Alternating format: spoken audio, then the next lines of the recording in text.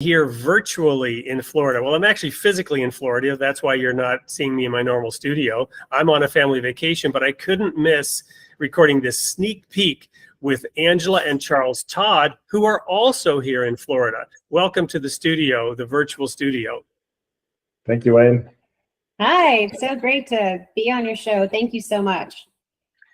It's my pleasure. And behind you, Worldwide Ministries, right? What's the whole title of that sign behind you? Todd Worldwide Ministries. And now you have a ministry where you're talking about Christians, and I suppose non-Christians as well, but primarily Christians and their relationship to money. So what are we going to be talking about on Tuesday night at 8 p.m. Central? Well, pretty much anything that the Bible has to say about money, we're going to be talking about it. And, you know, our ministry really started from a place from us being broke, busted, and disgusted, having nothing, coming from bankruptcy, having no place to live, no bank accounts, no anything. I mean, was broke as a joke, as I used to always say. We're able to, through the Word of God and teachings, through ministers that we followed, we're able to start a business, build a business that we've had for over 25 years. Our foundation that we've had as well too now for over 18 years.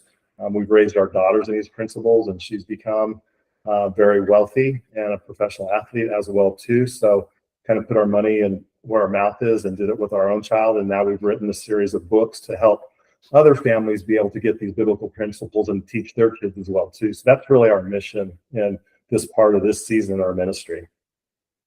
I concur. Well, and you know, in the introductory discussion, I kind of shared my little concern that, you know, there's this thing called the health, wealth, and prosperity gospel, right? Which is kind of a spiritual pyramid scheme, right? Buy into my ministry, support me, and you too can become wealthy. That's a concern. What do you say to people who have that reaction to you? I have one comment. If 70% of prayers in the church are for health and finances, we have a very big problem that people aren't talking about. That's my 2 cents. And? You're going to say? Oh, no, that's all I had to say. I would say right to that. And so I think there's a huge gap of, you know, when we went to college or we went to high school, we were never taught money, except when you go to college, they want to throw credit card companies want you to get into debt. And then if you're getting a degree in anything, they want you to intern and work for free for longer years. And then so that you really can't pay off your debt. So you have a practical aspect to this. So there's the practical side of just teaching Christians who may be, you know, more spiritual in their thinking and less practical in their daily lives. So you want to provide that practical, but I assume you also want to teach spiritual principles around money. Absolutely. And we have a testimony. Our testimony is, you know, we were broke and divorced and trying to figure it out. Yeah, I mean, you got to have a combination. I mean, we are in the world but not of the world. So we take what we know from the Word, what it has to say about our finances, what it has to be blessed, and then you have to implement that into a worldly perspective. You still have to use banks, you still have to use investment accounts, you still have to use credit cards and use debt. I know that some people in the church are completely against debt, but you can use debt in a proper way. I mean, you have to use credit cards to be able to protect, not using debit cards and checking accounts and all the other things through fraud, but how to use them correctly. So that's one of the things that we like to teach people as well too. And just kind of going back to your question, you know, the health and the wealth and prosperity message or whatever, the gospel in and of itself is good news.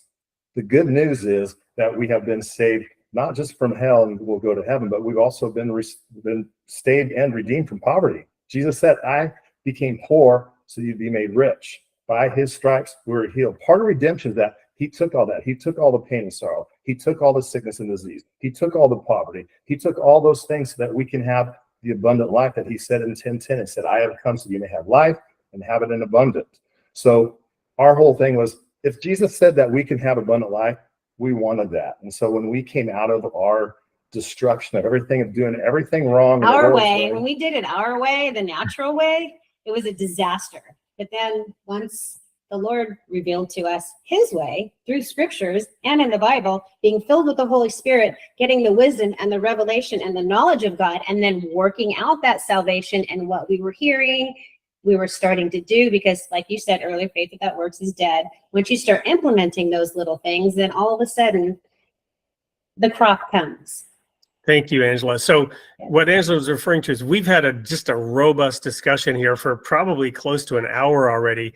And let me just tell you, you are in for a treat because we will go deep into scripture. These guys, they know their Bible. They haven't just studied a few scriptures about money, but we went, on a wild romp through a whole host of scriptures. So you can expect a very fascinating and intriguing dive into a whole host of topics. So this is going to be one show that you do not want to miss. So show up at 8 p.m. Central this coming Tuesday, April 2nd, to learn a whole lot more about and from Angela and Charles Todd. I'm so looking forward to it. We are as well.